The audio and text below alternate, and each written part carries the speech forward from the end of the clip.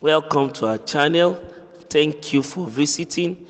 Continue to like, give us your thumbs up, share, and also subscribe.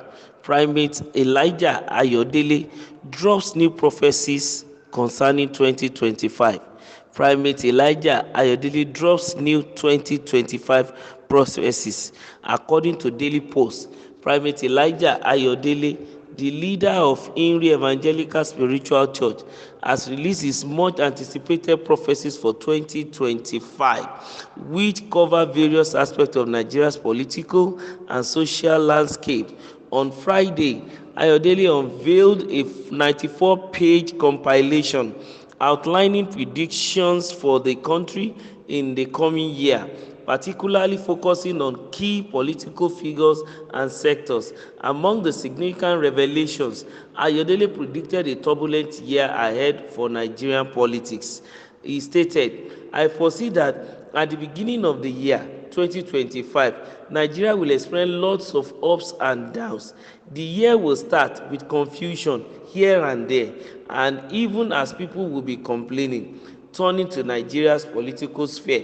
Ayodele made bold claims regarding President Bola Tinubu's government. One of the key predictions included an attempt by Tinubu to impeach the Speaker of the House of Representatives.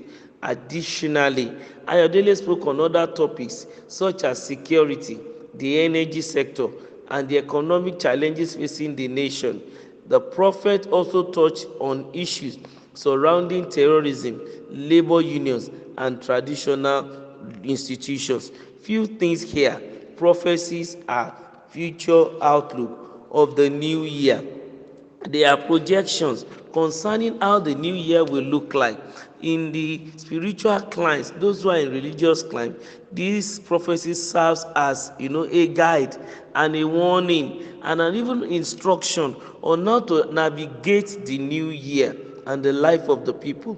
And it's also an advice anyway to Nigerians to also take note of whatever the man of God is saying. There are also other clergymen too that have been prophesying and saying all sorts of things, and this is the season. There are seasons, the season of clergymen saying one thing or the other, including the fake and the original. But for what Primate Ayodele is saying this time around, I think whether what these people, whatever we want to call them, charlatans, prophets, people looking for one thing or the other, whatever they may be saying, I think Nigerians should pick one lesson there. Whatever they say that seems to be negative, they should take it upon themselves to have a positive outlook for the year, and then begin to work towards averting anything that may want to sound negative. Because some of these people, some of them speak things and they are accurate, and some of them speak and it is rubbish. But whatever the case, none of it should be just cast aside. We should begin to look at the new year. He's saying that the outlook for the beginning of the new year will be somehow. He said it's going to be turbulent. What should be the duty of Nigerians and our leader? We should brace up. We should be ready to see whatever may want to come. If nothing comes, so be it. But if it comes, it should meet us ready. Not that it will meet us unaware. Since he foresee that at the beginning of the year 2025, Nigeria will experience a lot of ups and downs. Well, let's be ready. Of course, it's a projection.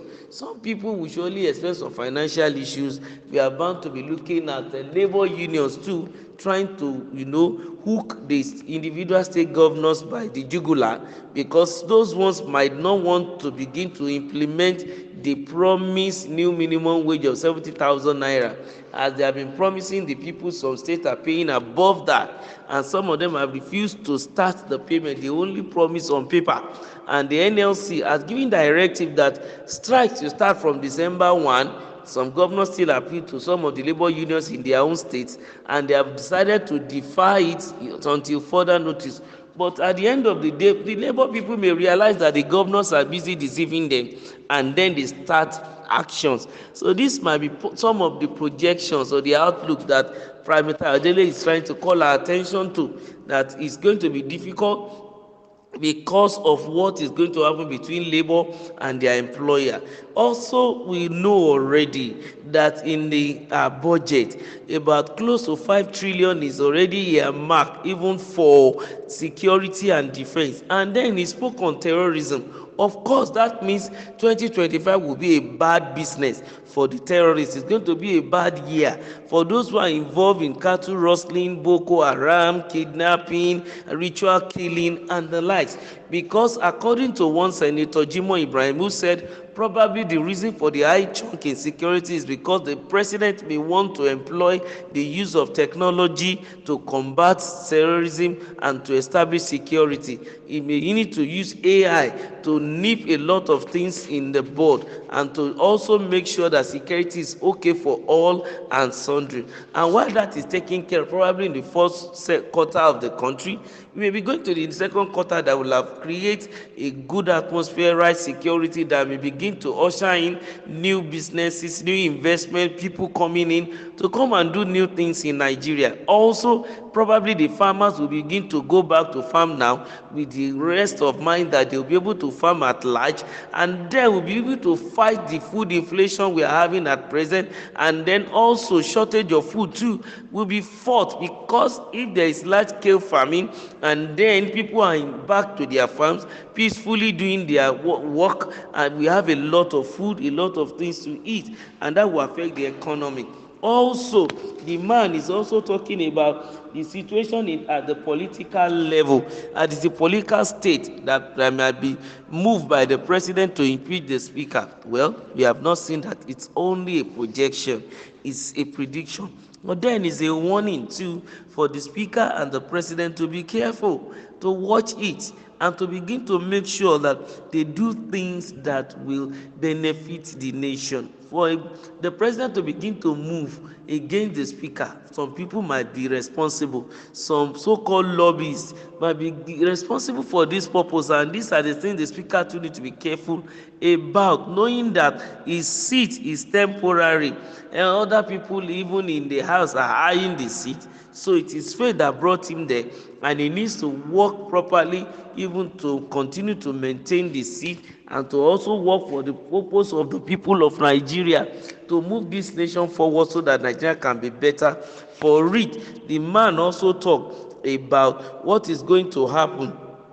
in other sectors of the economy and what Nigeria should expect. He spoke about the energy. Of course, we can see that recently Dangote is beginning to export some of his petrol to other parts of African country. Of course, the energy sector will experience something new, and also the power sector too. We can see the activity of NEPA concerning the power and every other things like that. All this together are some of the things that makes a man to bring an outlook. Whichever, Nigerians should be ready. We should have a good vision, a great plan for ourselves for the new year, and begin to move forward and let the right thing come to pass, not the negative ones that are predicted.